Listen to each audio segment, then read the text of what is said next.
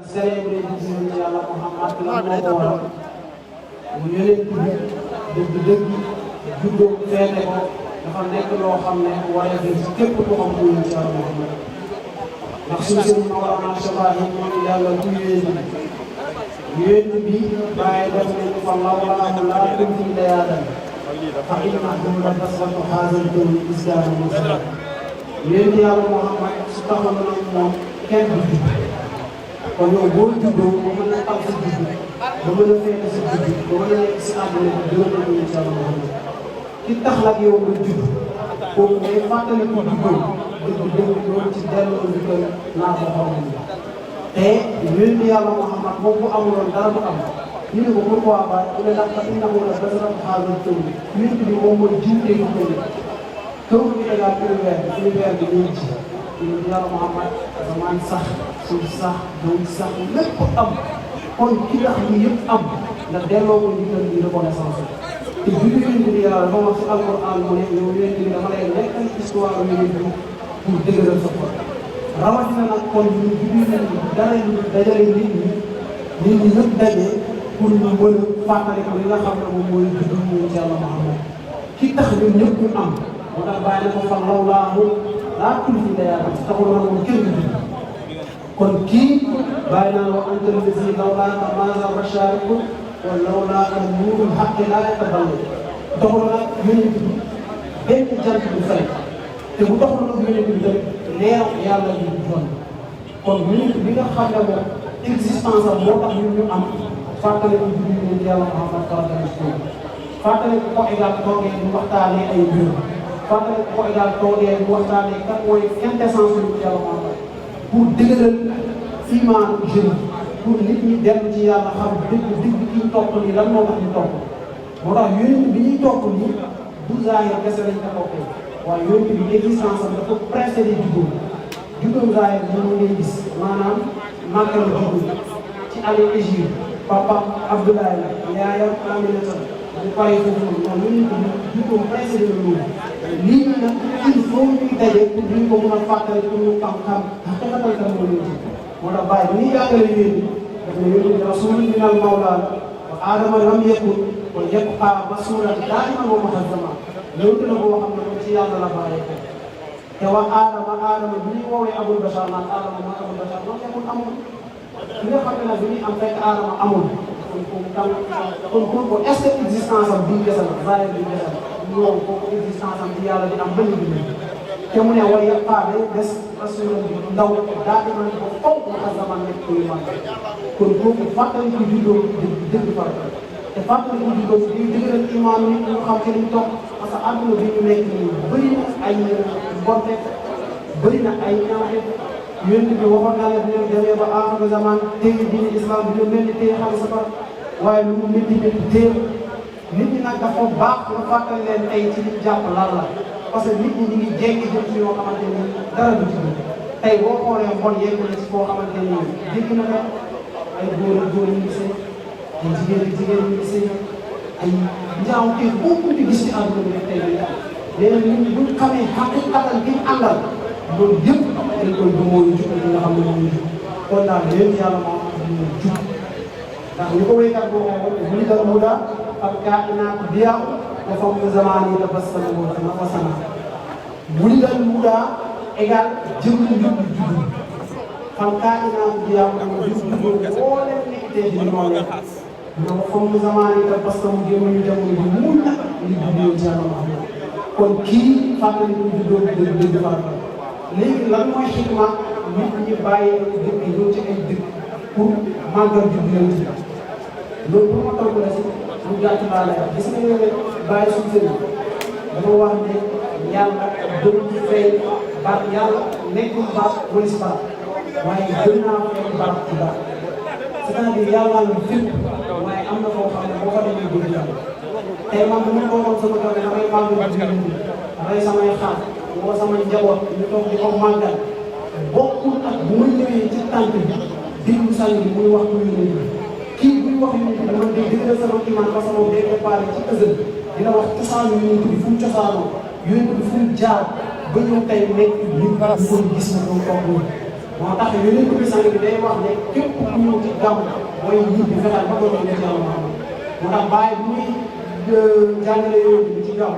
dafa wax ne waaw ñëpp a ngi gàmm de waaye ñun ñoo fanaan si ñëpp a ngi gàmm waaye salaat bi gàmm yi bokk ku nekk mu ko màggal waaye ñun ci bàyyi na mu màggal la ko xamal la bu yëngu boo ko nag la topp kon li moo waral ñu dagg ay màngo pour parce que dañoo sonn ci jënd yonent yàlla Muhammad moo doxloo mbënd yonent yàlla Muhammad moo doxloo garab ba yooyu kese yooyu nit ñi dañ ci sonn léegi li ñu bëgg a dégg réellement mooy intention suñu nit kan mooy xaqiqatan yonent yàlla Muhammad loolu moo waral ñu dagg ay màngo pour je pense que question bi ñu su fekkee leer na mën na am lu ci wax su fekkee jërëjëf moo xaddam macha allah comme ci leer na nañu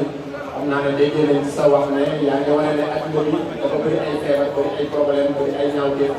jëmm gi nga xam ne moom la yàlla tànnal nag nekk jëmmu jub nekk jëmmu leer boo xam ne mooy indi solution ci adduna bi ñu yëpp yàlla moom sallallahu alayhi wa sallam su fekkee da nga def sa image zaale ko ci toog di fàttali ko ay mbiram wala di dem ci ku ñu ko gën a xam mu jàngal ko loolu mën naa régler situation bi adduna bi ñu ay ngoran ci ay ñaawteef donc kon daal docteur bi xëy na mu yëpp yàlla moom sallallahu alayhi wa sallam comme ni bàyyi moom kat yi bi alaykum ak sa xaamee tasmao donc dëgg xam naa ne temps amul te yaa ngi ñu doog a yegg si mais dama lay bàyyi ak sama confrère bi mu laaj la benn question ci en français su paree ñu doog a ñëw ci lan nga war a tàggatoo waaye balaa loolu naa la wax benn laaj ko question ba ma ko jox mooy ñii ñëw gàmmu si nga xam ne ñoo bàyyi ñoom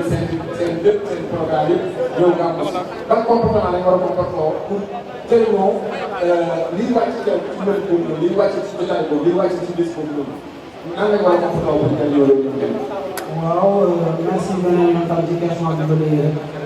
li la wax ne comportement ñu war a ñëw pour gàmmu si comportement boobu yéen bi jàngalal ñu ko bu yàgg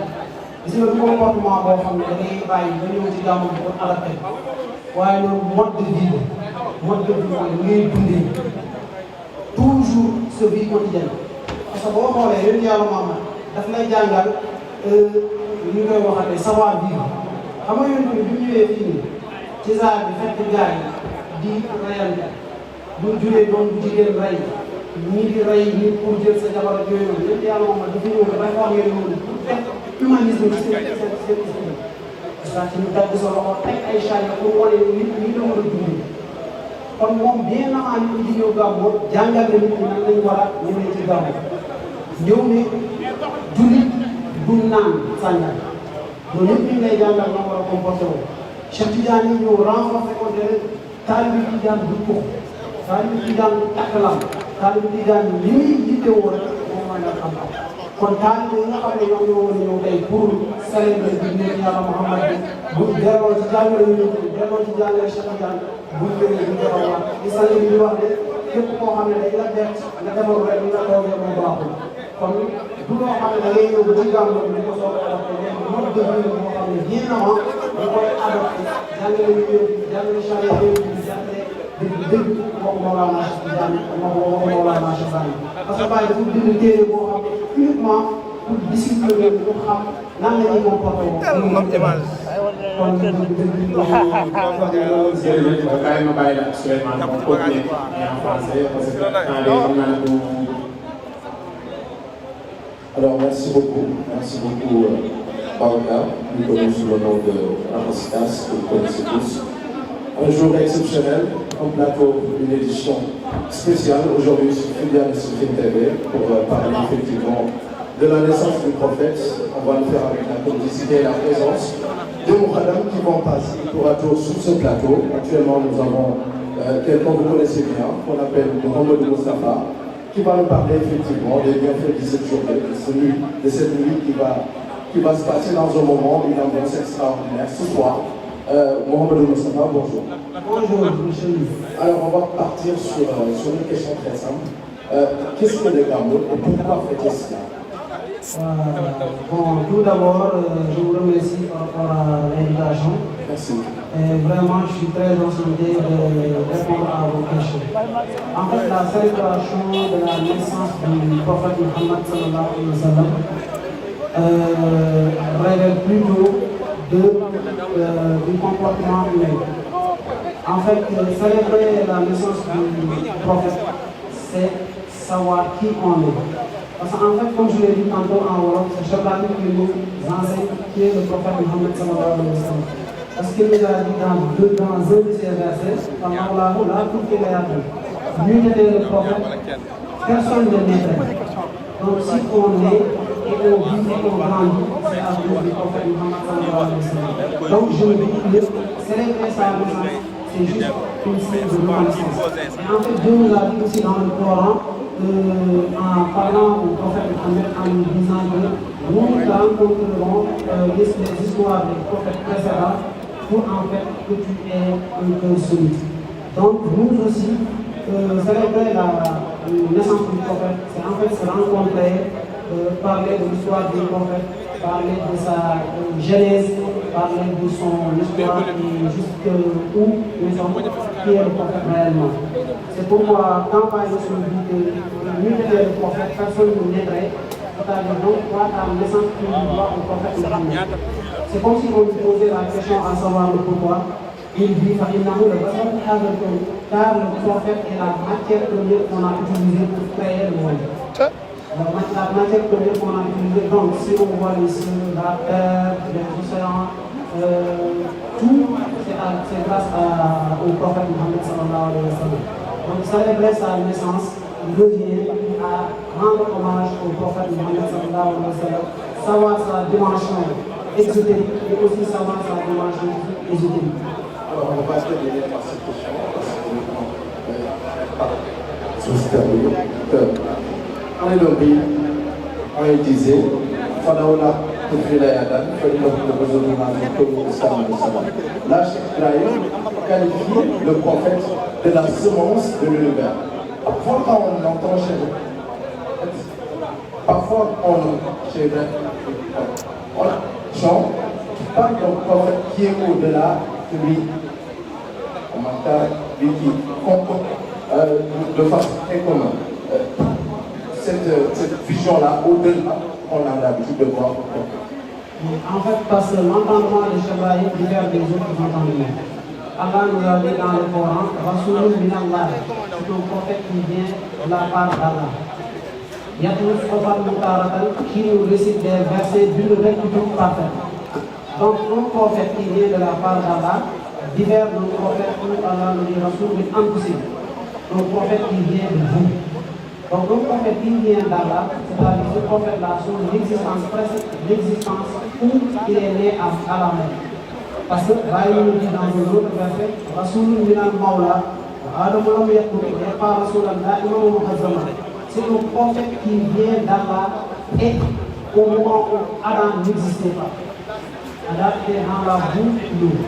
Donc, ce prophète-là, sa dimension ésotérique dépasse le prophète qu'on connaît. Le prophète où son père est Abdullah, sa mère est Aminata, ça c'est ce qu'on appelle Muhammad al-Saqi. Il y a un autre Muhammad qu'on appelle Muhammad al-Kabi. Dieu nous l'a enseigné quand le prophète jetait le sable au décret. Dieu lui a dit, moi avec Israël, voilà qu'elle l'a ramené. Quand tu jetais le sable, c'était pas toi qui le jetais, mais plutôt c'est Allah. Et pourtant, c'était tout le monde qu'on connaissait, c'est lui qui prenait le sable, qui venait à Abu Bakr, Ousmane, Ali. Tous ils lui rendaient le sable, ils jetaient le sable de l'eau et ils lui meurent tous. Pourtant Dieu l'a dit, quand tu jetais, c'est pas toi qui jetais, mais plutôt c'est Allah. Donc c'est cette dimension ésotérique que le Baï nous apprend en nous disant que le prophète, il y a deux prophètes, le prophète Muhammad al-Saqi et le prophète Muhammad al-Kabi. Lui, il nous enseigne Muhammad al-Kabi, Muhammad qui existait bien avant toute chose.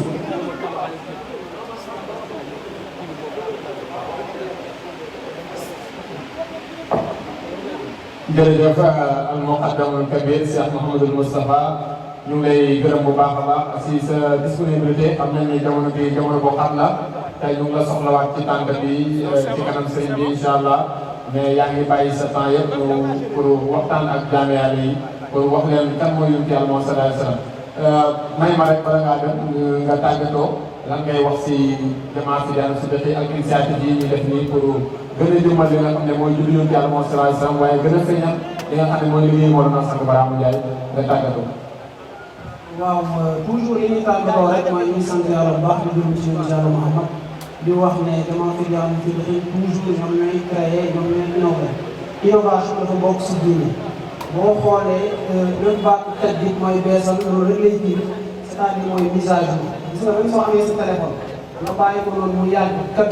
defoo ko mise à jour dinañ gis ne day gis léegi nag toujours day soxla mise à jour damaa fi daan seen xel nag yàlla daf leen may ñu def ay mise à jour à chaque instant kon ñoo leen di sant di leen gërëm di gërëm suñu njiit mooy Mawlana Sëñ Ba am leen. jërëjëf jërëjëf merci beaucoup Mouhamed Moussa jërëjëf kon ñoo ko gisandoo kooku mooy Cheikh Maodo Moustapha Dieng ak Mouhamadou Kabir ñu ngi koy gërëm bu baax a baax di wax ne dañuy wéyal li nga xam ne mooy plateau spécial bi fii ci jamono bi daal di yéen man ñoo siibu ci suñu plateforme yi ma leen wax léegi ci mel ni Facebook YouTube Twitter yéen man ñoo siibu tamit ci jamono si lépp loo xamante ni day wàccee fii ci wàllu gàmmu gi ci ëpp Mawlana Cheikh Ibrahima Ndiaye incha allah dañu koy am fii ci jamaa fi jaanu Sédhiou maa ngi amaat beneen invité boo xamante ni moom itam kenn koo laajte ci jamaa bi al muqaddamul kabir Cheikh Mouhamed Diallo mu gën koo xam si Mouhamed Wakam mu nekk fee ci Matam di liggéey bu rëy ci jamaa bi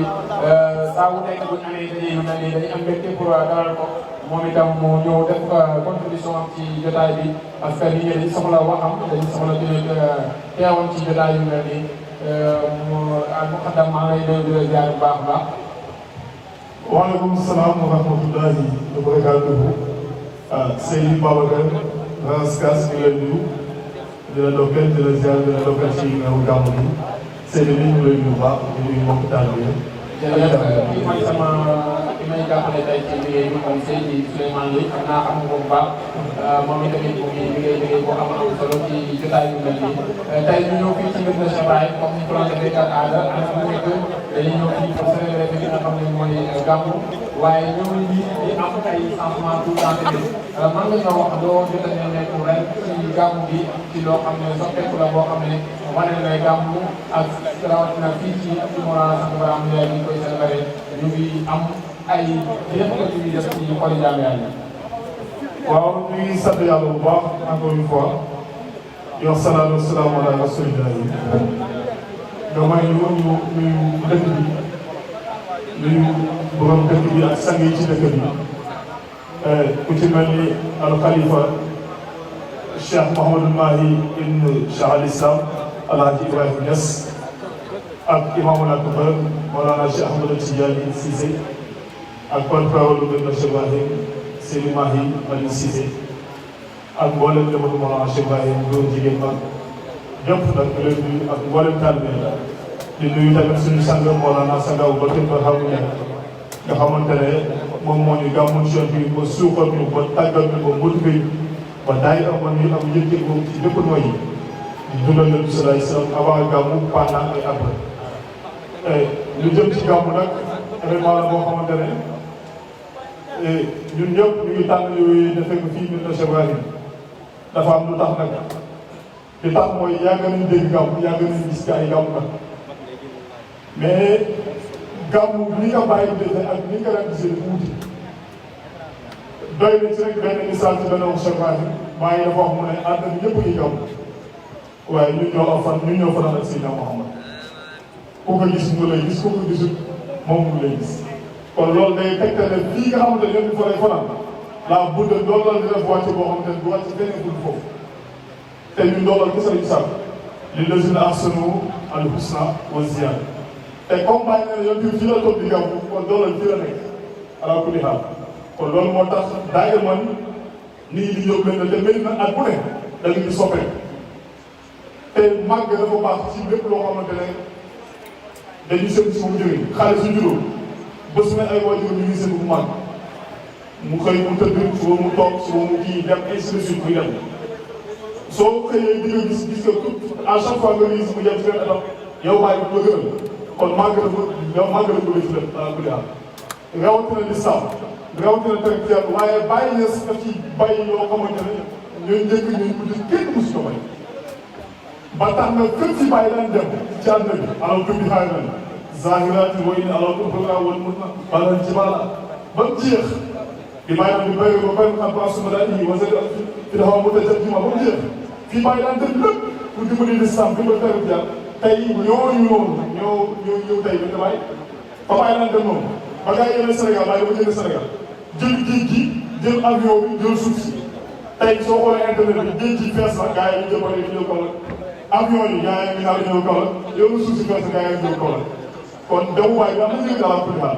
kon ñu ngi doon Cheikh Ibrahim comme ñu ngi doon boobu ci réew gàmm moo tax nit ñi jóg ne bàyyi gaaw mais de bàyyi soo bu ñëwee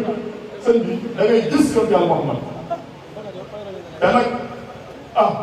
sanga koy xam ne dafa wax mu ne ngeen bi soo amee nag xanaa da ngay def fii fii ñu juróom nga jënd ko maa mel nga am na doom soo ko yëgee da ngay am war a ngeen waaye am na doom ngay def maa doom doo ko gis baax doom bi fi mu juróom mooy kër bàyyi billahi bisimilah bàyyi moo ko mënte moo ko wax léegi xaaral ma comme ça xaar yu fay dëgg moo tax moo ñu xam lu kenn xamut képp ku bëgg yonent Yàlla Muhammad yàlla na ko yónni jëpp wa maa arsalnaaka illaa kaafatan linnaas la delloo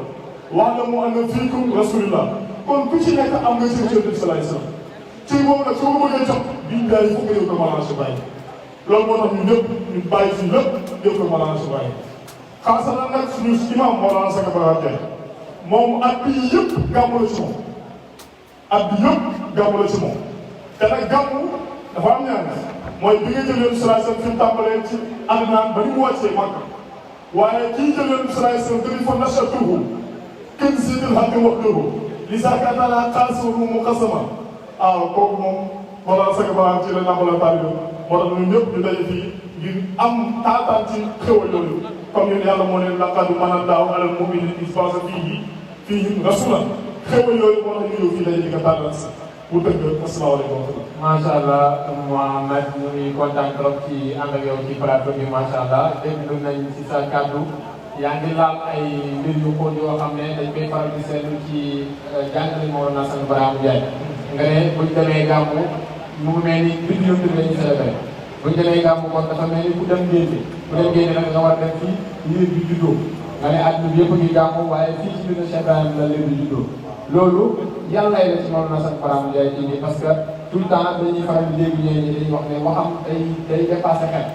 ndax dañoo war a tënku rek ci xel nit ki wala te war nañoo jéem a wax loo xam ne day tax nit ki mën naa moo xelam ci pour mu avancé ngir mën a dégg lu mu musul dégg wala mu xam lu mu musul xam. waaw alhamdulilah jërëjëf bi sëñ Raskas ci li nga wax dégg xel doy na loolu damay dellu cosaan ci yoon daal moom mooy ba mu ñëwee fii fenn bii ne man dem naa ci yàlla ñëwaat ki nga ñaanal ne ma dem nañ ci yàlla dem naa ci yàlla ñëwaat gars yi dañ ko wéy kat nee nga yow yëkkati sa benn tànk mu yëkkati benn tànk déet yëkkati mu yëkkati benn ñu nekk yëkkati beneen yëpp mu wàccee ñu nekk déedéet yëkkati day deux ala ko mu ne kon damay daal xam nga loolu xel la xam nga ne lii jéggi na xel ku leen ne bëtt naa asamaan dem ci yàlla ñëwaat loolu ban xel boo koy gëm tey képp kuy jul gëm ko waaye kay fa naka la demee naka la yow ñu saa saa dem bëgg asamaan jëm ñaar dem jëndi jur day ak kese bi dama yëpp ñëw te bàyyi see na ci tefoon ci loolu xel la loolu foog nga am xam-xam la koy wax xam-xam boobu nag moo tax ñu jóg ko wala sama te bàyyi loolu ba ma ne Allah bi alini mahabbatan yeneen ku ne ma yahwa waaye à condition bi sami avec yi foog nga jóg ko wala sama moo tax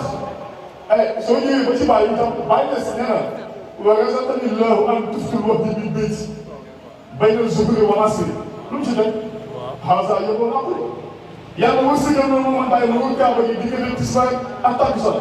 tisbaar ba takkusaan te gisuma ko yàlla bind waaye mu ne lii gërëm la xat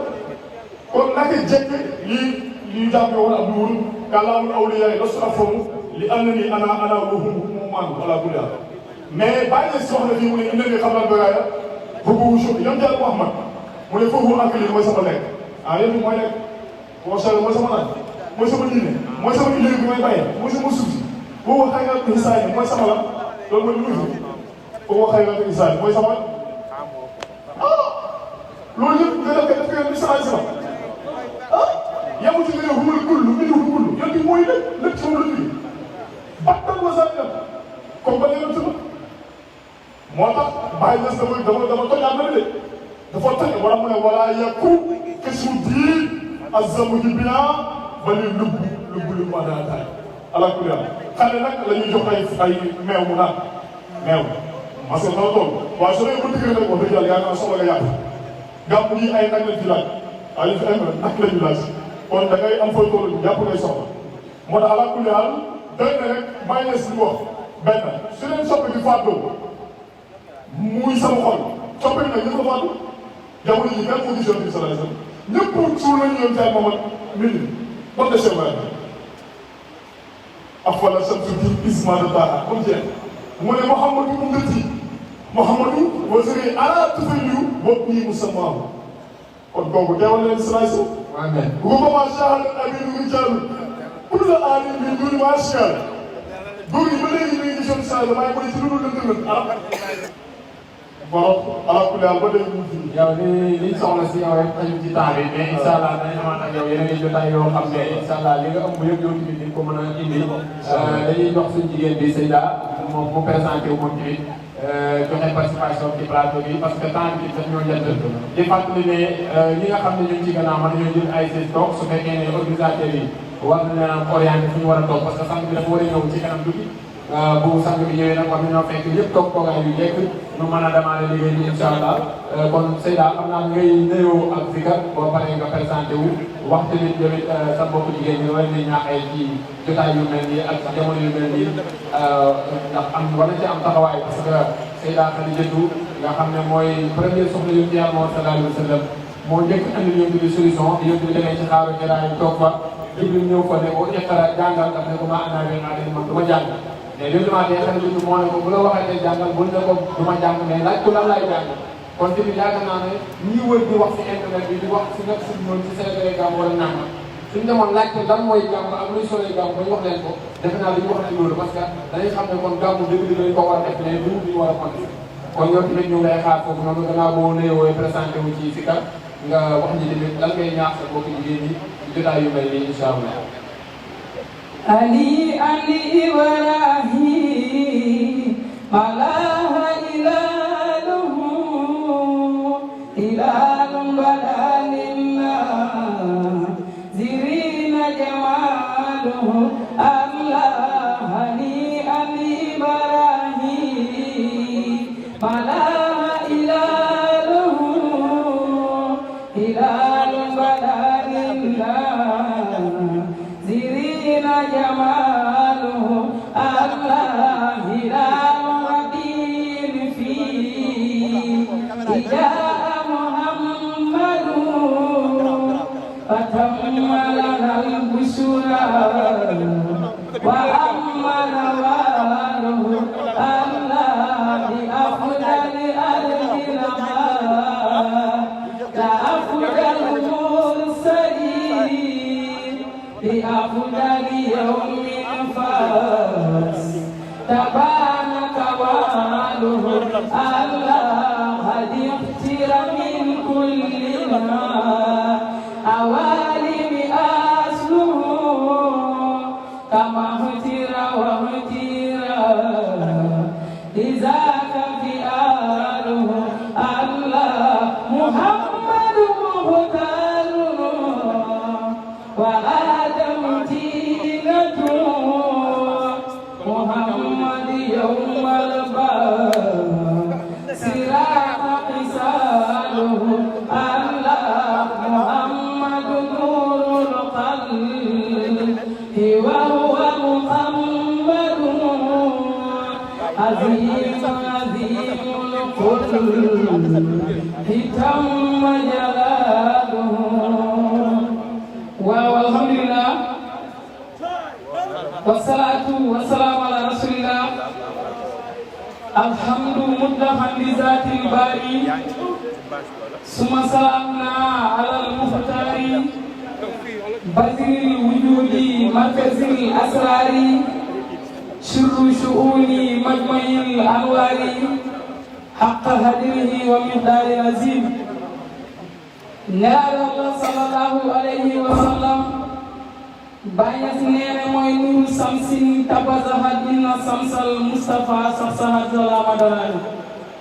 kon ñu ngi nuyu waa islam di nuyu waa iman di nuyu waa ihsan ak waa ihsanul lisan ko tagidum alqurani hol jazalul lisan illa lisan ñu ngi sant yàlla bu baax ci daje bi lan moo sabab daje bi nii mooy jaa Muhammadu dañuy féete juddu yonent Yàlla Muhammad te yonent bii kenn mënu ko màggal pour lu Mawlana Cheikh al Islam ndaxte moom moo déparé yonent Yàlla Muhammad fu ñu war a déparé wàccee ko fu ñu ko war a wàccee ndaxte ku lu Mawlana Cheikh al Islam la ne yonent Yàlla Muhammad dee na ba mu des Baye Niass Baye Niass nee na yonent bii di Musa dee bu dee mu ne jant nii lay soog ñu ne ko Baye Niass bindal Baye nee na afalat samsu diina ismata taha suma bawala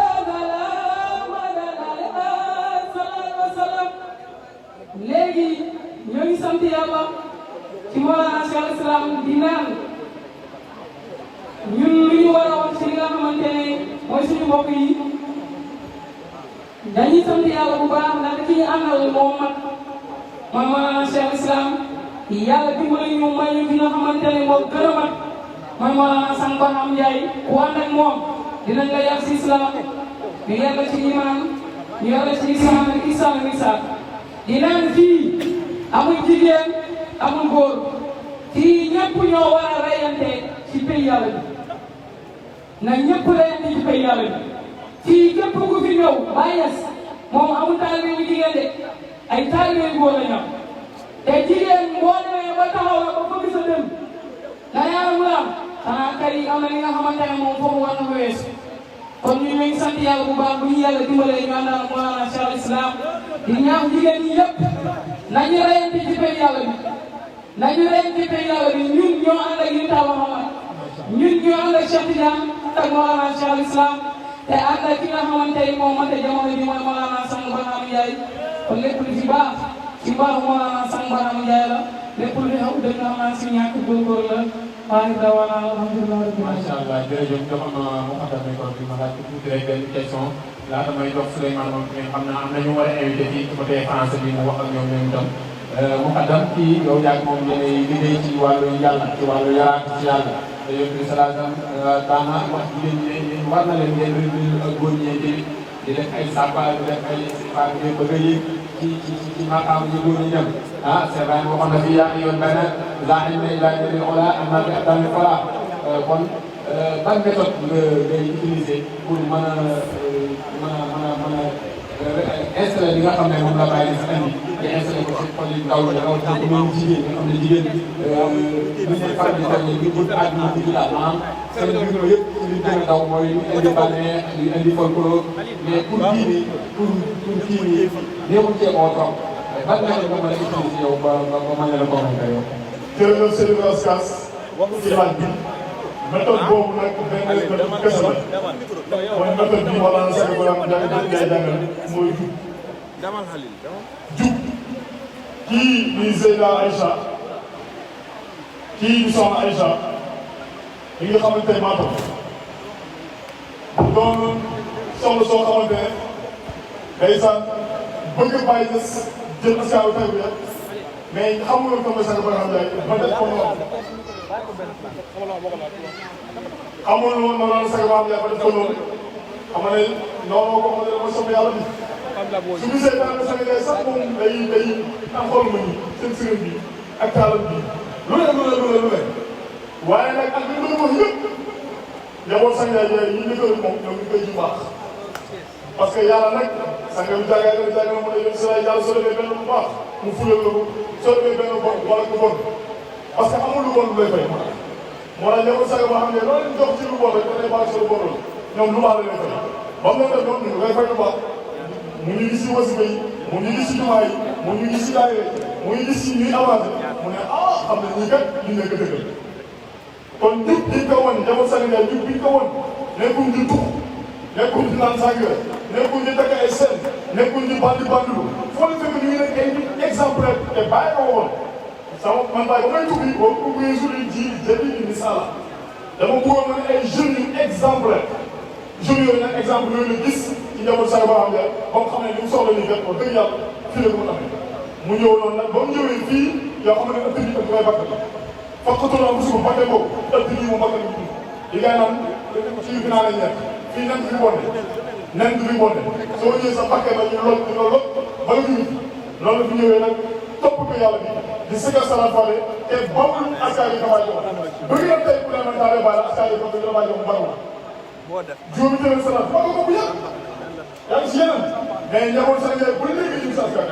muy góor di jigéen kon loolu ci loolu ngeen tënku ci njubal ba tey yàlla feeñ lépp ñu koy sant jërëjëf Mohamed li olof bi naan li dugg si naaj wi xajul si cin bi waaye sang Barama day wax ne xajandoowul si cin yi xaj na ci waaye xajandoowul ci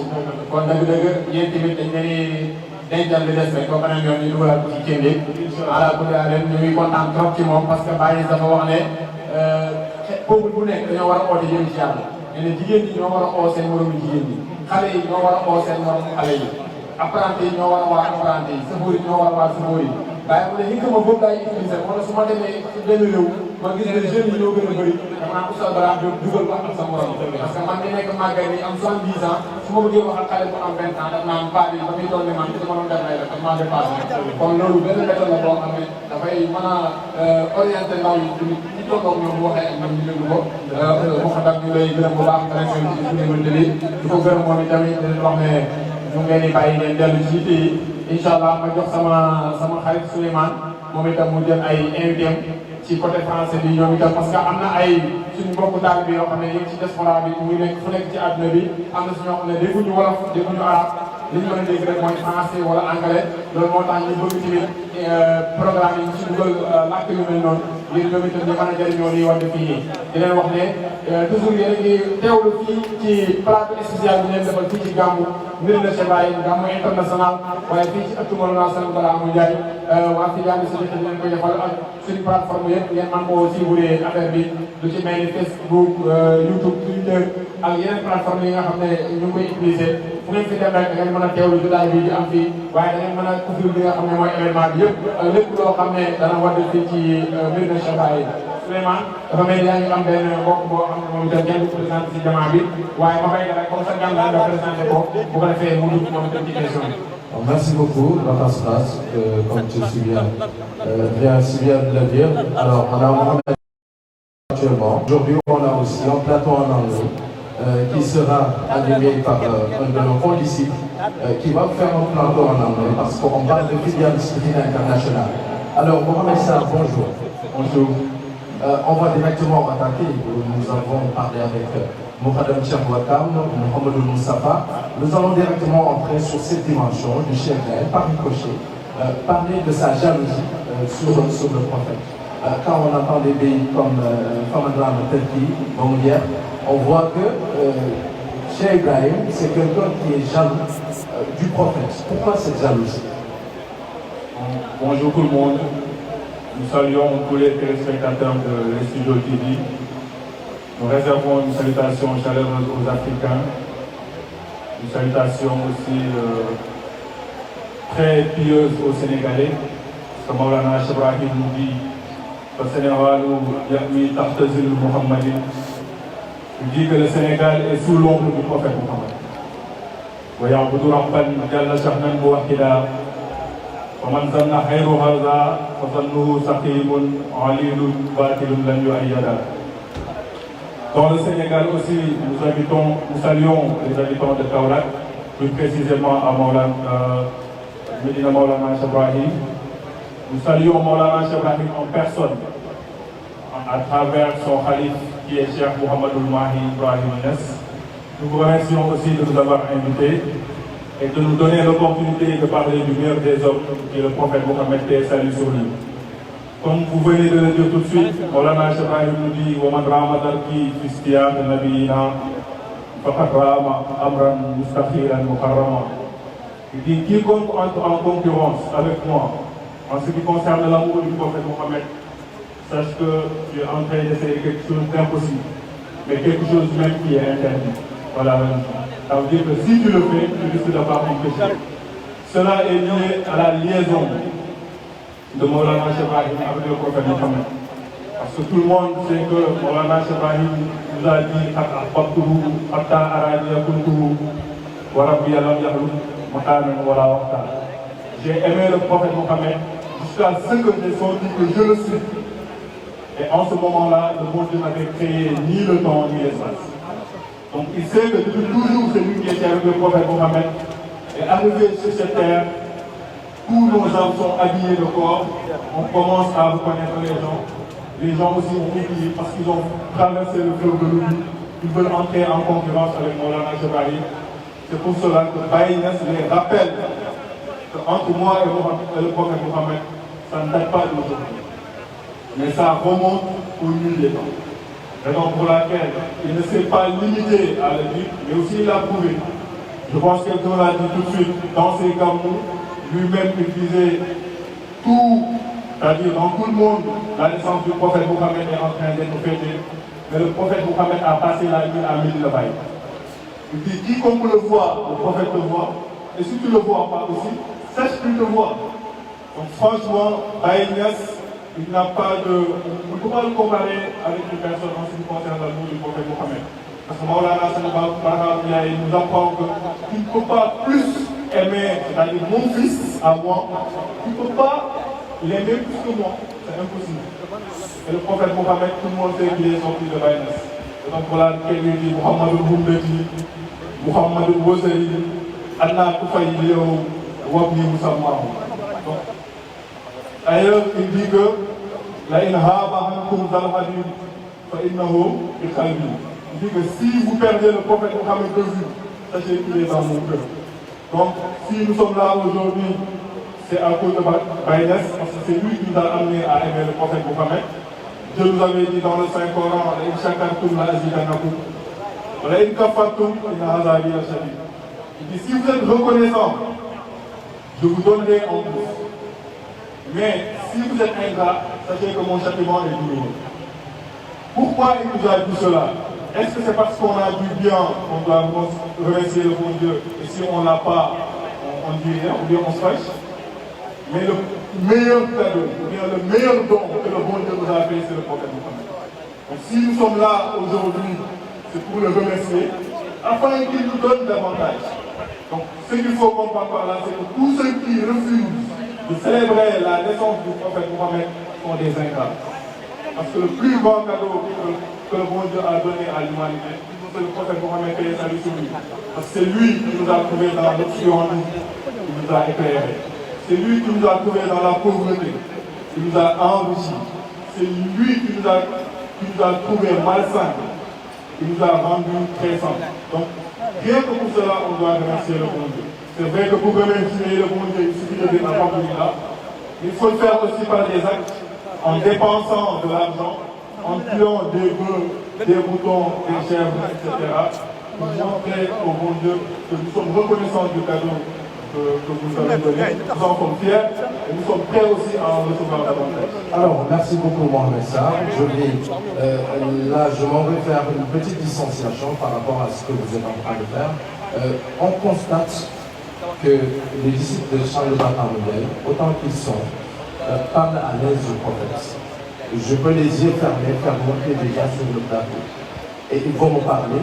autant que vous, du prophète. Quel est votre secret?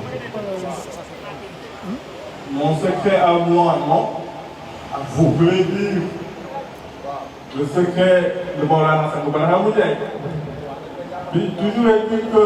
ce qu'il faut comprendre, c'est que si on parle du prophète Mohammed et après on parle de Maulana Cheikh Ibrahim Moudjaï, on ne parle pas de deux personnes différentes, non. Je pense qu'on parle de la même personne. De la même façon que le prophète Mohammed a fait jusqu'à ce que nous tous, nous aimons le prophète Mohammed sans pour autant le voir, sans pour autant l'entendre parler, sans pour autant le voir dans les réseaux sociaux ni dans les télévisions. De cette même façon-là, Maulana Cheikh Ibrahim Moudjaï a fait pour inculquer à ses disciples de la connaissance, parce que tout le monde sait que Maulana Cheikh Ibrahim Moudjaï, de même que le prophète Mohammed, ils sont prédestinés à amener les gens dans le droit chemin. C'est-à-dire à mettre les gens sur le droit chemin. Maulana Cheikh Ibrahim Moudjaï, il explique qu'il est très difficile d'orienter une personne. C'est-à-dire une personne qui est là, qui a ses habitudes, qui a ses manquements,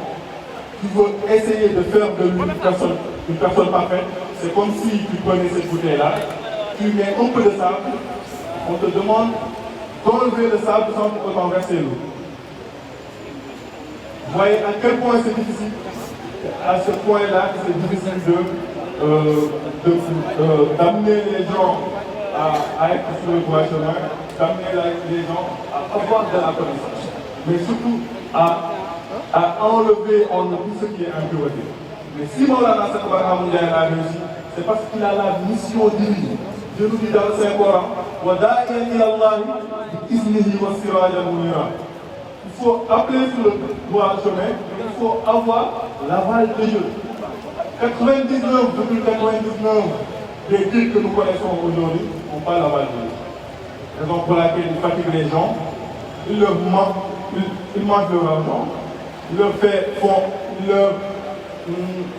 font dépenser de l'argent, ils leur font dépenser leur énergie sans pour autant leur donner rien en retour. Et Maulana Cheikh Barham Ndiaye, s'il a cette facilité-là, c'est parce qu'il a une mission divine. Il a une mission divine. Rien qu'en te regardant, il peut faire de toi ce qu'il a envie de faire. Lui-même, il dit que si, moi je l'ai encore dit, si je te regarde, c'est-à-dire si je te regarde et que je vérifie mon cœur, et que je vois que,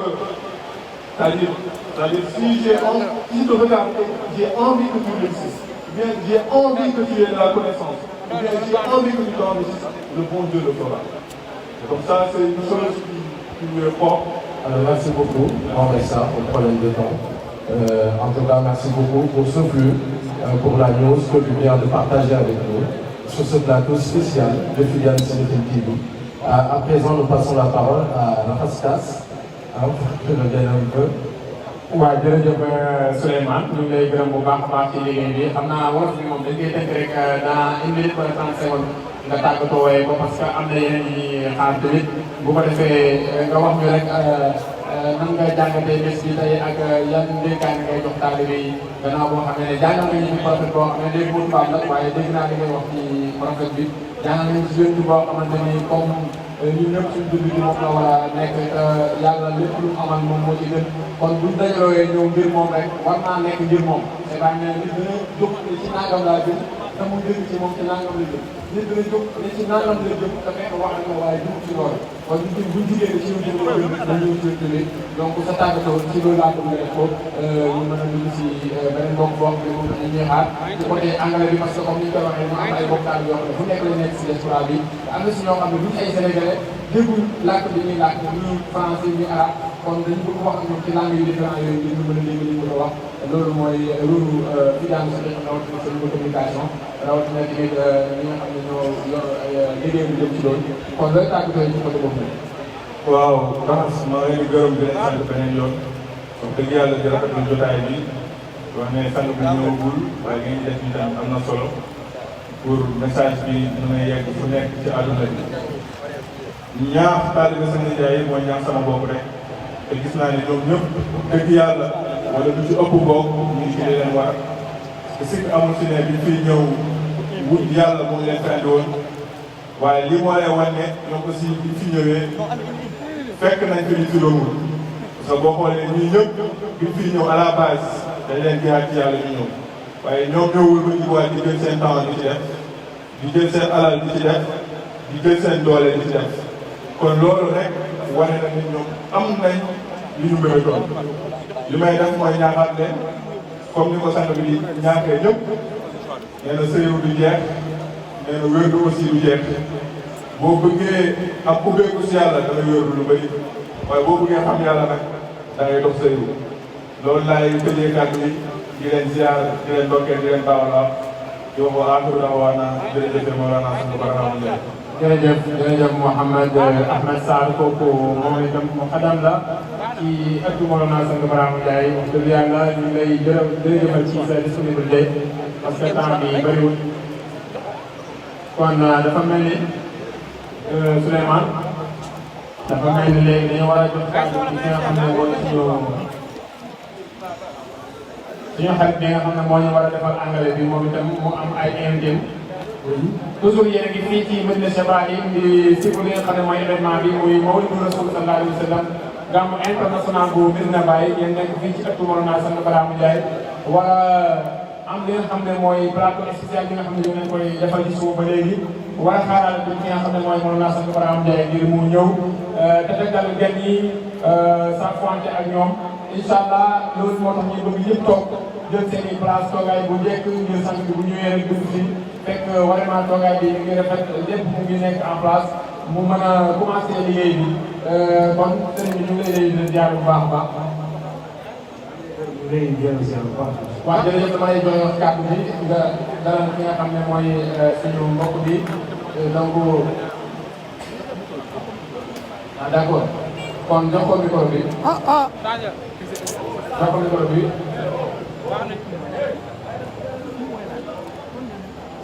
waaw dama koy bàyyi kàddu bi mu nuyoo ba pare présenté kanam ji nga xam ne wax dëgg yàlla moom it soo ba léegi mu ngi bàyyi temps yëpp toog di ñuy déglu ngir war a ànd ak ñun ci liggéey bi nga xam ne ñu ko sumb ci suba ba léegi ñu ngi lay leen di saa bu baax mu bàyyi la nga présenté wu après nga présenté ñu sa candidat. alhamdulillah wassalatu wassalamu ala mawlana rasulillah wa ala alihi haqqa qadrihi wa miqdarihi al-azim.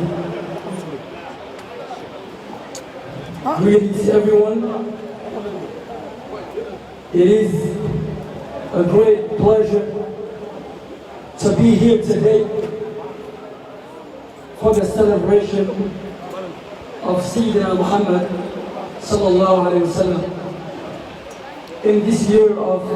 2021. It is a great pleasure to attend here today the Mawlud of Maulana Sheikh Ibrahim, which is the Mawlud in which Sayyidina Muhammad sallallahu alayhi wa sallam was born. The day in which Maulana Sheikh Ibrahim congratulated himself saying, هنيئا لإبراهيم لاح هلاله هلال بدا للناظرين جماله. Congratulations to Ibrahim, it has appeared my month. So Maulana Sheikh Ibrahim is congratulating himself in this month of Mawlud, saying, oh,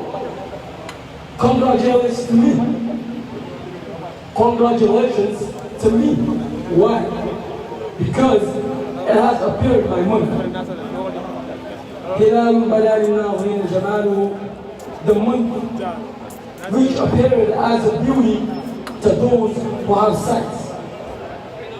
So Alhamdulillah ala kulli hal, we're very happy today to present you our guest today, Al-Hadi Yusuf Fall. So, brother Al-Hadi Yusuf, we're just going to let you present yourself to everybody. Bismillah. أعوذ بالله من الشيطان الرجيم. بسم الله الرحمن الرحيم. الحمد لله والشكر لله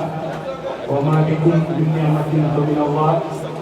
وما توفيقي إلا بالله ولا حول ولا قوة إلا بالله. صلوات الله وسلامه على خير خلق الله سيدنا محمد مصدر ذات الله وعلى آله وأصحابه وأنصاره إلى الله، خاصة الصديق الأكبر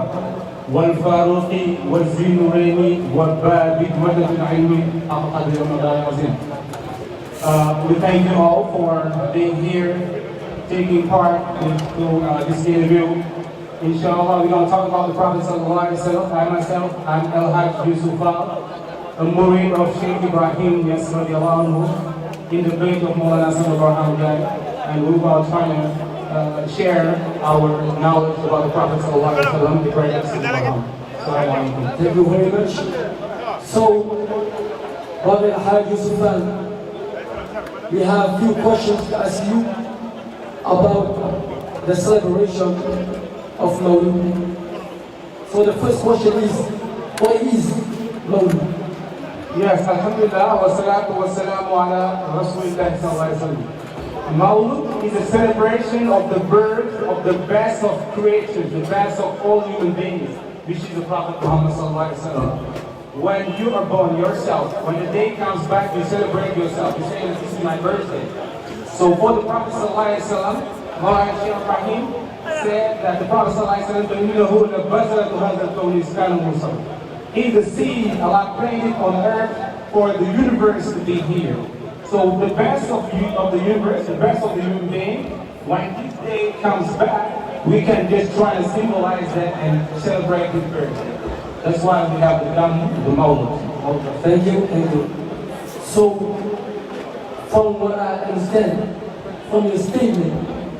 that the reason we celebrate Mawlud is because of the rebirth of Sayyidina Muhammad sallallahu alaihi wasallam, as you said, the line of Mawlana Shahrahim, وَإِنَّهُ لَبَذْرَةُ هَذَا الْكَوْنِ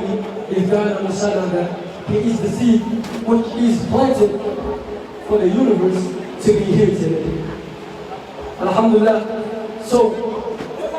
the second question is, we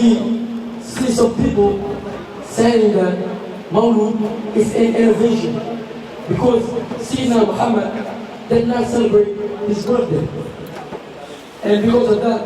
they use the verse which says, اليوم أكملت لكم دينكم وأتممت عليكم نعمتي ورضيت لكم الإسلام دينا. So anything that comes after Sayyidina Muhammad is not part of the religion, is not Sunnah. So what's your opinion and what's the opinion, the point of view of Mawlana Shaykh Ibrahim about that statement? Alhamdulillah, wassalamu ala rasulillah. Some people say that this is bid'ah, innovation. In kullu bid'atin dalal wa kullu dalalatin nar. So that's why they are saying this is innovation. But let's talk about the Quran. At the time of the Prophet ﷺ, we did not get the Quran. At the time of Sayyidina Abu Bakr, we did not get the Quran. At the time of Sayyidina Umar, we did not do that. But at the time of Sayyidina Usman, we gathered the Quran. So you're saying that doing Gammum is bid'ah, so the Quran you are reading, the book is bid'ah. No, this is not bid'ah. You guys are celebrating Gammum because Allah said to the Prophet ﷺ, I will tell you the stories of the Prophet that came before for you to have a strong iman. So if the Prophet, who is the best of human beings, Allah acts like, tells him some story for him to have a strong iman, what about us? We are not saints to the universe. We are not messengers of Allah. We are the prophets. So we do need that. That's why Mawlana Shaykh Ibrahim said, إذا استقلوا بالمن وزور إنني بمجد حبيب الله شغلي كذبت. Shaykh Ibrahim said, during all my lifetime, if people are doing lies, like they're always lying or playing some tricks, during all my lifetime, I will be praising the Prophet Muhammad sallallahu alaihi wasallam. All my lifetime, all my qasidah, the single verse of my qasidah is of my poem is a verse. So Mawlana Shaykh Ibrahim said that we going to celebrate that because at the time of the Prophet sallallahu alaihi wasallam, the Prophet cannot celebrate his birth. I cannot say that the Prophet cannot come, be a messenger of Allah and say that my father is this, my mother is this. No. Because he's a yarn. He's saying a yarn, we're not saying that to people. But we ourselves, see the Prophet Allah said, I sent you somebody who is a Prophet and this is the best of you. Allah said, talking about the gift of Allah is thanking Allah, but denying, not talking about that. So we are at the best of gift. The best of gift is the Prophet sallallahu alaihi wasallam. So what we got to do is to talk about the Prophet sallallahu alaihi wasallam. So this is why we are doing Gammum. Nothing without. We're just talking about the Prophet so that somebody is here, he's not a Muslim. When he hears what we say about the Prophet sallallahu alaihi wasallam, his rahmah, his love, etc., he will say, oh, it's high time for me to convert because this is the best of gift. That's what I can say about it. MashaAllah. Thank you for your perfect answer. So, what I understand from your answer is that Mawlana Shaykh Ibrahim, the way he teaches the reality of Sayyidina Muhammad is a little bit different from the other guys. I understand. So, I'm going to ask you another question. Like what I just said right now, that Maulana Sheikh Ibrahim, his teachings about Sayyidina Muhammad is a little different from the other Sufis who teach Sayyidina Muhammad. What are the teachings of Maulana Sheikh Ibrahim about Sayyidina Muhammad? The other Sufi people, they are all good. They talk about the Prophet ﷺ, the one, his father is Abdullah, his mother, Amina, etc. He was down, Makkah, Muhammad, he got the fatwa. He went to Medina and said, but Sheikh Ibrahim talking about the Prophet ﷺ who said, كنت نبيا علم بالنبوة بعد وبين الباقي. Maulana Sheikh Ibrahim is talking about the Prophet ﷺ, the Prophet who, at the time of the Sahaba, the Prophet ﷺ told them that the smell of Allah came from Yemen. So he said someday you're going to find some people, and this guy, you don't ask him the question, you just tell him that the Prophet ﷺ said Salaam alaikum wa rahmatullah. And you see, when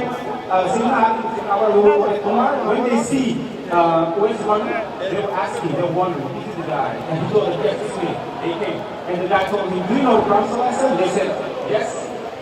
And West Harlem told them, so we just saw the shadow of the Prophet ﷺ. But the hakika of the Prophet ﷺ, this is what Maulana Sheikh Ibrahim is talking about. He said, وَقَاتِبُ خَيْرِ النَّاسِ وَهُوَ مَعِي وَقَاتِ وَجَمْتُ وَالشِّيطِ لِلْمَقَامِ يَشِيرُ. In the Prophet ﷺ, like he's not here, you know, I mean, you cannot know him, just know that I'm going to tell you the stories. I'm going to show you the path for you to go get the Prophet ﷺ. I knew the Prophet ﷺ who will marry and he's with me. Count 10, 20%. Actually, I can't talk. But what she read in my poems will show you the Maqam of the Prophet ﷺ. And if you go to the Prophet ﷺ, Maulana Sheikh Ibrahim, we say that وَأَخَذْنِي مِنْ قَوْلَكَ الْأَمِينُ وَوَامِنُ اللَّهِ لَا أُمِينُ وَمِنْ ذَكَ لَهِينَ فِي الْتِجَارَةِ غَيْرُ مَرَامٍ. This is another aspect. But Maulana Son of Abraham Yak is the one that is here in the car and is highlighting the back of the Prophet ﷺ. And this is what we make, the batin of the Prophet ﷺ. But Sheikh Ibrahim said, وَلَا يَقُكِسُ الدِّينَ أَزَ مُحِبِّنَا but it look Allah don't give the superficial understanding to those who love you. No, give them the look, right? Look, because the Prophet said, بِكُلِّ آيَةٍ ظَاهِرًا وَبَاطِنًا وَحَدًّا وَمَدْعًا إِلَى سَبْعَةِ الْأَبْدِ وَيَسَرٍ. So if you get to know the manifestation of the Prophet that was done in the Quran, no, Son of Abraham says, the best of all human beings is the Prophet and the worst is Iblis. You say Iblis is here and the Prophet is not here. No, the Prophet is here anytime, and Maulana Sheikh Ibrahim said, so this is why we look for Maulana Sheikh Ibrahim through the door of Son of Abraham Yak, who's giving us the real comprehension of the Prophet ﷺ. This is what I want to say. Assalamu alaikum wa rahmatullahi wa barakatuh. Alhamdulillah, mashallah. That was a great answer. So, what we understand from his answer is that Sayyidina Muhammad that appeared in Makkah al-Mukarram is a manifestation from the manifestations of Sayyidina Muhammad. Like Allah sent 1,023 messengers, Sayyidina Muhammad is a 24th. Each messenger was sent to his own people and their own language. But Sayyidina Muhammad, when he came, Allah sent him to everybody, saying to him, وَمَا أَرْسَلْنَاكَ إِلَّا كَافَةً لِلنَّاسِ. So, Sayyidina Muhammad is a manifestation from the manifestations of Sayyidina Muhammad, and also when he said that Sayyidina Muhammad is not dead. Maulana Sheikh Ibrahim said, أَفَلَكْ شَمْسُ الدِّينِ إِذْ مَاتَ طَهَا ثُمَّ عَمَّ الْوَلَى ظَلَامَ الضَّلَالِ. If Sayyidina Muhammad is there, then the whole creation, the whole universe will fill up with darkness and ignorance. So if Sayyidina Muhammad is there, nobody will be here to teach us Allah anymore. Nobody will be here to enlighten our hearts, which is filled with darkness and so many sins. So to those who are listening, if you really listen to what Brother Al-Haj Yusuf said, you should understand that Sayyidina Muhammad is still here. The question is, what is here right now? If Sayyidina Muhammad is not dead, where is he? So Mawlana Sheikh said, فهو باق في الله قبل وماته. Sayyidina Muhammad, he is with Allah. Because remember Allah said, ولا تحسبن الذين يقتلون في سبيل الله أمواتا بل أحياء عند ربهم. بل أحياء عند ربهم. So if he's alive with Allah and Allah is closer to you than yourself, so we say now Muhammad and Allah said وَعَلَمُوا أَنَّ فِيكُمْ رَسُولُ اللَّهِ. Know that Sayyidina Muhammad is within you. Now the Mufassirun, when they talk about it, they say that it was him when he was saying the Sahaba in Mecca. Then if he is dead, that verse is no longer going to exist. So we're going to make it short because it is time to invite the other brothers. So Brother Yusuf, thank you for your service. We appreciate it. So what's your last word? My last word is saying that we're going to go and look for Mawlana Sheikh Ibrahim, who is he said that the Prophet ﷺ is the door of Allah, but I am the door of the Prophet ﷺ. So go to Mawlana Sheikh Ibrahim and will show you the Prophet ﷺ. We thank Mawlana Sheikh Ibrahim again for giving this love, this confidence about the Prophet ﷺ. We thank you and we thank the Fitiyan Sudafin TV for this great job you're doing. Assalamu alaikum wa rahmatullahi wa barakatuh.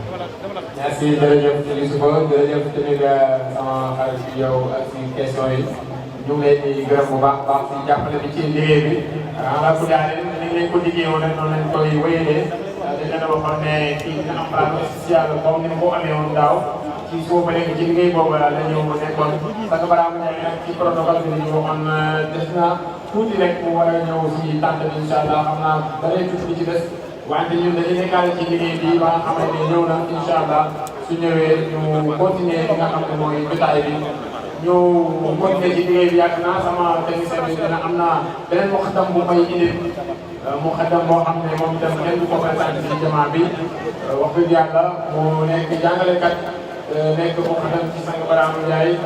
ñu war koo jox moom itam mu ñëw andi contribution am ci li nga xam ne mooy may ma ko mu toog pour Ndiaye yéegal.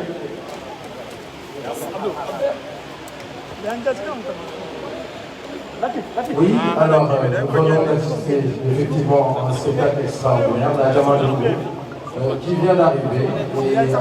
au-dessus d'eux des photos de Sang Barham Ndiaye, de Cheikh Ibrahim, scandant le zikr على أن يستمر الله إلى البزار النازل Alors on va recevoir ici tout de suite Mokhadam Ndiaye qui est là avec nous pour discuter de l'agneau, du flux,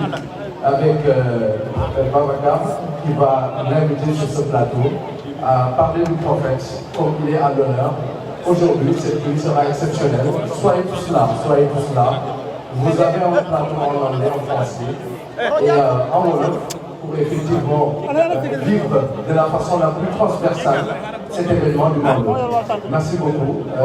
Monsieur Babacar, vous pouvez dérouler s'il vous plaît. jërëjëf mooy Souleymane ñu ngi lay gërëm bu baax a baax Mokhadam Ndiaye kenn du la présenté waat ci jamono bi tey ñu ngi fii ci Medina Cheikh Ibrahim ci gàmmu international bu Medina waaye ñu ngi fii ci kër Mawlana Cheikh Barham Ndiaye ñu bëggoon rek boo nuyoo ba pare ba présenté wu nga wax ñu enseignement Mawlana Cheikh Barham Ndiaye lan la mën a def ci jaam yàlla yi lan moo indi lii maanaam liggéeyu Cheikh Barham Ndiaye ci ndaw ñi liggéeyam ci faydu bi ban dimension la ñuy fekkoon ban dimension la fekkoon ñun ñu joxoon ko gàmmu ban dimension la ñuy indi tey ban dimension la def tey ci ñun bañ teg ko gàmmu loolu bokk na ci loo xam ne nit ñi war nañoo xam liggéeyu Cheikh Barham Ndiaye ci jeunes yi ci ndaw yi liggéeyam ci événement yi ci ñi nga xamante ni dañ leen a topp te nekk suñu ay wasila ñun yàlla moo mat sama ci jaay yi Cheikh Ibrahim ban dimension lañ sax bu fekkoon ñu tegoon nañ ko ñoom ak fan la ñuy yóbbu tey bañ teg ko ñu ban dimension la fekkoon ñu tegoon ko gàmmu ak fan la ñuy yóbbu tey bañ teg ko ñu gàmmu loolu laa bëggoon nga dugg si ak ñun gën naa ko xam. jërëjëf Soxna auzu billahi mina shaytaani rajim bismillahi rahmani rahim يا همة الشيخ انظري لنا بهذا المقدر ولتلتفي بنظرة تأتي لنا بزبر. ñu ngi sant Yàlla di ndokkeel jaam Yàlla yëpp waaye di ci jiital ndokkeel bi ala kulli xaal Mawlana Cheikh Ibrahim bi nga xamante ne moom tax ñu daje fii ñëpp ngir lan màggal benn juddu muy juddu Yonent Yàlla Muhammad ñu ngi ndokkeel kilifa yi nga xamante ne ñoo nekk ci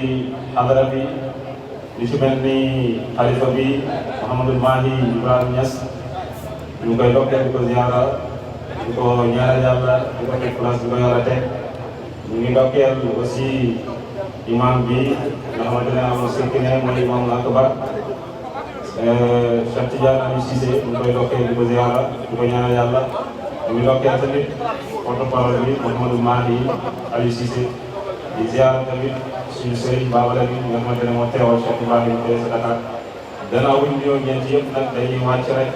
fi nga xamante ne kon bay wax ne nazartu la daa xayrul wara mu ka ak ifa man bay wàcc na ci gën di mbindeef te amul sikk ne gën di mbindeef mooy jox nit ñi li gën ci ñoom te ñi fi toog ñëpp amul sikk ne ku ci nekk seede nga sa bopp ne sañ lay jox na li gën kon ñu ngi koy ndokkeel Mawlana sang Barham di ko ñaanal yàlla di ko ñaanal naal bi nga xamante ne naan la ko ci diine ji ci tariqa Tijaan ci fay bu Mawlana Cheikh Ibrahima yàlla jëppale ko ci lu gaaw comme ni Yonent Yàlla Muhammad waxee woon rek ci di tudd baat laa ilaaha illallaah kon loolu mooy firi ne àdduna bi mos a tukki parce que laa ilaaha illallaah bi mos a denc ko kon ñu ngi di ndokkeel seen communication bi yëpp ak leen si jóor ñu ngi ndokkeel ñi nga xamante ne malaaka yi nga xamante ne ñoo toog fii di gérer affaire bi di barasib rek ci bàyyi raxas ci li nga mën a présenté loo xamante ne yaa ko fenn loolu li muy firi rek mooy sang Barham jëmmi xéewal la jëmmi karaama la ku ñëw ci moom mu def la karaama ñu ndokkeel sama sëriñ bi toog ñu ngi leen di ziara ñu leen di ndokkeel am na lu sax rek maa xamal ko xamal. jërëjëf al muqaddam question bi mooy comme li ma la wax léegi nit buy topp benn affaire war na am fu mu ko fekkoon am fu mu ko jëlee am fu mu ko yóbbu comme damay faral di wax ne déclaration patrimoine damay dégg jàppale ci waaye di ko wax boo waree liggéey ci état wala ñu war laa fal benn affaire nga déclaré ne lii daal am ci alal ngir bu ëllëgee bu ñu xaymaatee sa alal xool ba xam ndax méngóo na ak li doon fay ñun tey dañuy ñëw ci Mawlana Sang Barham Ndiaye ci faydu bi fañ tolloon ci suñ alal ak fañ tolloon ci xam-xam ci niveau suñ ko méngalee tey lan nga ñu mën a wax ci diggante boobu ak itam fañ tolloon ci teg fa Cheikh Ibrahim sées bi ñu tegoon Cheikh Ibrahim ndax sées boobu Cheikh Ibrahim moom la méngoo woon wala sang bi jox nañu beneen photo yi bu daaka boobu sées bi ñu tegoon gàmmu boo amee paas benn boo amul paas toogal wala bu la neexee dem bu la neexee dem liggéey ndax ba léegi ñun sées boobu ci lañ teg gàmmu wala ndax sang bi yóbbu nañu ci dimension yoo xam ne tax na ba mbir yi ñu ko jàppoon bu dégg am na changement wala déet. dëgg la jërëjëf damay kontaan trop ci question bi dama mos a dégg ci sa waxtaan nga wax ne buñ nee la yoonu jàkk yi mu dimbale mu ne nga jaar sens contraire bi loo gën a waaw da nga miir maanaam lépp loo gis dafa am foo xamante ne foofu lañ ko jëlee Cheikh Tidiane dafa wax benn jamono mu ne wali kulli maqaal mu ne dafa bërëb bu ne ak lañ ko war a wax mu ne wali kulli wajdin wa zawqin rijaal ñeen la bépp mos wala bépp yëngatu am na ay góor spécial yoo xamante ne ñoom la ñeen kon dafa am loo xamante ne bu ko borom bi defee mu nekk gënal ku ñëwul foofu pour nga jël bi dana jafe parce que yow daal Muhammad diine yi bëri na lu jiitu moom waaye ba diine bi ñëwee boole diine dañoo tëjoon diine bi rek moo ko laal ci yàlla képp ku ñëwul ci moom ak loo mën a topp yàlla lu mu yaatu boo fi saxoon nii àtt bi di topp yàlla di topp boobu di jëriñ parce que Cheikh Tidiane wax na ne bu fekkente ne la aqbal aarif ila Allah fi sannati suma aarada an bi lahzatan la kaana maa fatahu fi tilka lahzati a'zamu mimmaa taqaddama min umrihi kullah Cheikh Tidiane nee na jaam yàlla bi toppoon yàlla ay junni at benn lahza teew ci moom mu inkaar lahza boobu lépp lu mu jaamoon yàlla ci ay junni at loolu dafay mu di mel ni ñuul mu ne parce que aarif bi doomu jamono kon yàlla daf ñoo jox dëgg mooy ci Yonent Muhammad képp ku ñëw ci yonent bi jëriñ ku ñëw ci moom doo jëriñ noonu tamit la Cheikh Tidiane yonent bi defoon dëgëral ci moom wax ci moom gën a ay bisaaraat doon te bisaaraat yi am na ñeneen ñu ko doon askan wi waaye ñun maanaam danañ xam ne yonent bi lan ñu xam lay waxee parce que Baye wax na ne man la yàlla may tëdd ñu daal wax ci boru zaahir ak ci boru baatin yonent bi wax na ne man ataani faqad ataa képp ku ma topp yàlla ma topp wa man asaani faqad asaa képp ku ma inkaar yàlla nga inkaar képp ku topp imam bii nag man nga topp waaye képp ku imam bi man nga yëg imam boobu nag def ko dëgg waa am si moom la bàyyi naa wa hada imaami imaamul baraaya ba mu si àll wax dëgg yàlla maam boobu mooy Cheikh Tidiane léegi dëgër boobu nag képp ku ko mooy sa problème mooy yàqu danga rek noonu la Cheikh Tidiane di tracé waat yoon bi ba muy génn di dugg ci melokaanu Zahir dafa woon ay déclaration ne dana am koy mujj donc boo leen melokaan yi ba mu ñëwee gis nañ ni melokaan yi ci ku mu fekk mooy maanaam sa taal boo ko dugg nag boo jëriñ waaye nag dafa wax ne wa alaykum bi musaahabati man yanqudu amwaalakum maa ngi leen di digal ngeen def koo xamante ne dafa yëngu ci seen yitte wa yadullukum ala llaahi maqaaluhu bu waxam boo xee rek daf lay tegtal yàlla directement moo tax ñun sax yaay lépp lu mu laal ci kaw gi dañuy gis yàlla yi def ci leer nañ xadaraat yàlla yi def ci leer ay masaayir def ci leer ay asmaaw def ci leer ay xaqaax def lépp lu mu laal yàlla dafay fay ñu yërëm ci seen ñaan bàyyi ak ko mbay léegi nag ñu saaba ci nabi sallallahu alayhi wa sallam bu masaayir xaw na la fi gis nga yoon boobu la sax yaay jëlal ñun topp ñu jàngal ñu yërëm ci bi comme na ko yërëm ci waxee ne bàyyi wax na ko ci gàmmu ne yërëm bi ñuy jàng nii bi ñuy tudd nii est-ce que yéen a bu dee yeggale ci dëgg dëgg yëngu bu ñu ñëwee nag sax yaay wax ñu leen dugg kon fam force amul sikki ne bu ci sañee taxawee wax ne ñun si yoon boobu lañ nekk Cheikh Tidiane tamit comme ni ko bàyyi jàngalee Cheikh Tidiane mësal la ni nga bàyyi Cheikh Tidiane parce que Cheikh Tidiane bu fekkee ne dafa ñëw feeñ bàyyi ne di nuyu Cheikh Tidiane bi fan la sama melokaan ay meloon fan la sama melokaan jëm mu xam ne sama jëm te bàyyi boobu ñuy ñëw Cheikh Tidiane moo lay laaj man Cheikh Tidiane moo la fal moo la la Cheikh Tidiane waaye Cheikh Tidiane bu ñëw di ko jàngal ñu topp ko kon yaakaar naa ni ñi nga xamante ne moo jàngal moo la la sa am li tax jàngale yëpp luy dund ci moom mooy tax ñu war loo ko def ay góor ci Papa nit ki nag moom ay noppam moom xelam moom bëgg ko war ay góor ci Papa bu topp la yaakaar naa ne dimension boobu la mën a sa war a am ñëw ak wuute ak ñaaw yàlla yàlla yëpp ndax bu njëkkoon gàmmu yow fi nga toll tey bu njëkkoon nga ànd nga xamante ne gàmmu toll na la ko ak man ñu ci dox ay misaal. waaw man Zahir rek man lu jiitu may ñëw ci sa jàng alxuraan sax man dafa ko doon garaale waaw Zahiram rek bi ma ñëwee ci sang bi mu bëggloo alxuraan moo ma bëggloo julli parce que da ngay jaamu yàlla boo xamante ne jaamu xam la di bàyyi ne maa ngi tudd yàlla jéem tudd jaam boo xamante ne bu xam boromam la boo kàmbaree xam nga lu muy misaal boo rukooyee xam nga lu muy misaal boo rafoo boo sujjootee kazaalika boo taslimi